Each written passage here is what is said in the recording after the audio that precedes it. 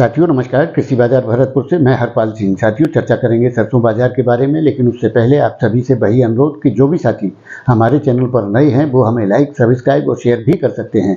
साथियों सरसों के अंदर जिस प्रकार से निरंतर मंदी यानी कि गिरावट का दौर चल रहा था वो थम चुका है और बाजारों में दोबारा से मामूली सुधार की स्थितियां दर्ज की गई हैं, जिसके चलते 25 से 50 रुपये तक के सुधार सरसों के अंदर देखने को मिल रहे हैं।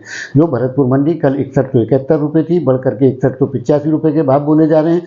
उसी प्रकार हिंडोन सिटी मंडी जो 6206 रुपये कल थी वो बढ़कर के 6240 रुपये के भाव बोले जा रहे हैं। गोयल कोटा के भावों में कोई परिवर्तन नहीं है। कल शाम को 50 रुपये की तेजी आई थी, लेकिन पुनः 50 रुपये की गिरावट के साथ 6350 रुपये के भाव बोले गए। हो सकता है कि शाम तक 50 रुपये के सुधार गोयल कोटा के अंदर भी देखने को मिले, क्योंकि महेश एडिबल में भी 50 रुपये के सुधारों के साथ भाव 7225 रुपये के बोले जा रहे हैं।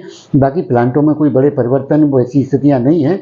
वहाँ बाजारों में मामूली सुधार की स्थितियां जरूर देखने को मिल रही हैं। विदेशी बाजारों के अंदर भी 10 से लेकर के 20 रुपये तक के सुधार तेलों के अंदर देखने को मिल रहे हैं, यानी कि विदेशी सपोर्ट भी मिल रहा है। और उस प्रकार से सरसों में जो गिरावट का दौर था वो थम चुका है और आने वाले दौर के अंदर निरंतर सुधार की स्थितियां सरसों के अंदर देखने को मिलेगी। इन संभावनाओं से इनकार नहीं किया जा सकता।